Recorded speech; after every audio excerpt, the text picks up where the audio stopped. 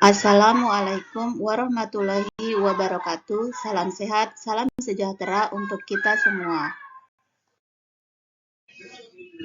Bapak Ibu narasumber dan peserta workshop pelatihan kepemimpinan pengawas Angkatan 1 tahun 2024 yang saya hormati, izinkan saya untuk memperkenalkan diri. Nama saya Dr. Indah Karyani MPH. Saya adalah salah satu widyaiswara di BBPK Jakarta Kemenkes dan sebagai calon pengampu agenda 1 pelatihan kepemimpinan pengawas.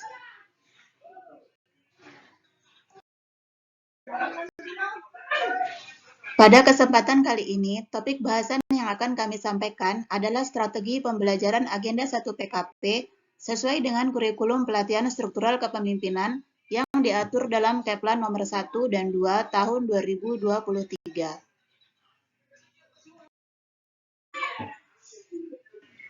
Pelatihan ini membekali peserta latih dengan kompetensi manajerial untuk menjamin terlaksananya akuntabilitas jabatan pengawas dalam mengendalikan kegiatan pelaksanaan pelayanan publik.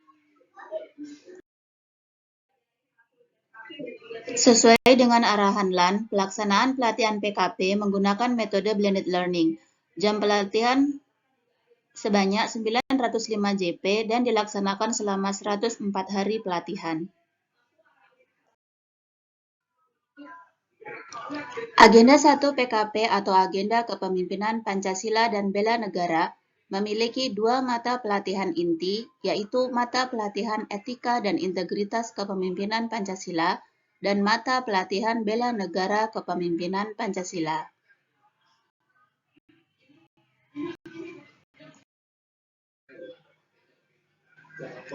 Hasil belajar mata pelatihan inti 1 adalah setelah mengikuti pembelajaran ini, peserta diharapkan mampu mengidentifikasi potensi diri dan mengaktualisasikan etika dan integritas kepemimpinan Pancasila dalam mengendalikan pelayanan publik di instansinya. Hasil belajar MPI 1 dijabarkan ke dalam 9 indikator hasil belajar sebagai berikut.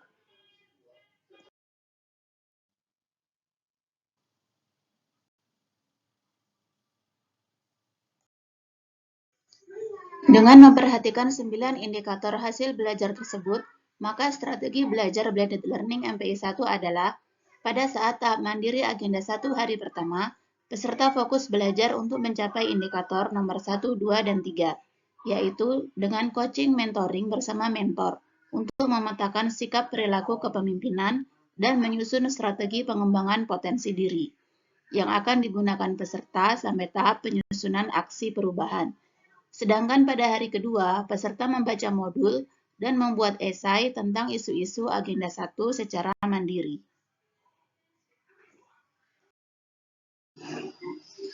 Pada tahap distance learning hari pertama, peserta belajar bersama fasilitator secara sinkronus selama 2 jam pelajaran dan mengerjakan tugas asinkronus selama 4 jam pelajaran.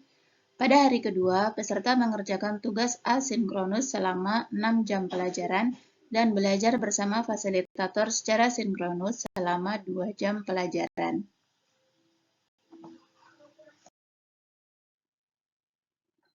Untuk hasil belajar mata pelatihan inti 2 adalah setelah mengikuti pembelajaran ini, peserta diharapkan mampu menganalisa persepsi publik mengenai lingkup dan wujud cinta tanah air dalam perspektif wawasan Nusantara, kearifan lokal, Pancasila, dan sistem pemerintahan di Indonesia.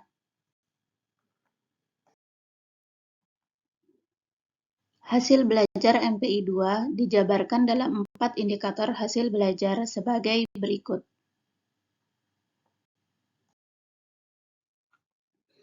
Pencapaian indikator hasil belajar MPI 2 akan diperoleh peserta terutama pada saat sesi klasikal di tempat penyelenggaraan pelatihan. Sesi klasikal agenda 1 bersama pengampu dijadwalkan pada hari kedua setelah sesi ceramah dan overview kebijakan. Berikutnya akan kami paparkan agenda kegiatan pembelajaran pada tahap distance learning dan klasikal. Kegiatan sinkronus hari pertama diisi dengan perkenalan, karena baru pertama kali bertemu antara fasilitator dengan peserta, meskipun hanya melalui Zoom. Dilanjutkan dengan tanya jawab pengalaman belajar mandiri, serta overview modul 1 dan 2. Overview bisa melalui quiz atau games. Selanjutnya, dilakukan pemaparan makalah esai, 1 atau 2 orang peserta.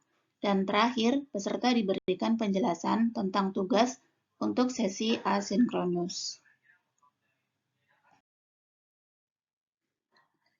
Dalam pembelajaran secara asinkronus, peserta membuat tugas mandiri berupa learning journal pembelajaran distance learning hari pertama dan mencari role model kepemimpinan serta analisis isu yang relevan dengan tugas esai terkait potensi dan hambatan implementasinya di lingkup tugas dan fungsi jabatan masing-masing. Sedangkan untuk tugas kelompok secara asinkronus, peserta mendiskusikan isu yang terpilih, yang relevan dengan tugas esai dalam lingkup birokrasi kekinian, misalnya untuk mendukung terwujudnya smart governance dan visi misi kementerian, lembaga, dan sebagainya. Untuk sesi kedua distance learning, fasilitator melakukan evaluasi dan pendalaman pembelajaran hari pertama dan asinkronus hari pertama. Dilanjutkan dengan pemaparan hasil diskusi kelompok hari pertama, memberikan umpan balik, dan bersama-sama peserta menyimpulkan kegiatan belajar hari kedua. Untuk asinkronus hari kedua, peserta membuat tugas learning journal hari kedua dan menyempurnakan tugas individu dan kelompok sesuai review paparan, kemudian mengupload ke LMS. Untuk tugas kelompok juga dilakukan penyempurnaan sesuai hasil review dan umpan balik kemudian diupload ke LMS. Untuk kegiatan pada tahap klasikal, peserta akan melakukan mini survei on the spot intelijen yang bisa dilakukan baik di dalam lingkungan tempat pelatihan atau di luar lokus. Masing-masing peserta mengumpulkan data dari 5 orang responden. Hasil survei tersebut kemudian didiskusikan dalam kelompok dan peserta mempresentasikannya dalam modal talk show. Selain itu, peserta juga merumuskan hasil survei ke dalam suatu policy brief untuk menjawab arahan Presiden tentang reformasi birokrasi yang berdampak langsung ke masyarakat. Policy brief tersebut kemudian dapat diupload ke LMS atau media dan juga dapat dijadikan penguatan kontribusi mendukung aksi perubahan kinerja organisasi. Terakhir, fasilitator menyampaikan evaluasi, umpan balik, dan menyimpulkan pembelajaran sesi klasikal. Demikian strategi pembelajaran yang dapat kami sampaikan. Semoga bermanfaat dan mohon maaf apabila ada kekurangan. Wassalamualaikum warahmatullahi wabarakatuh.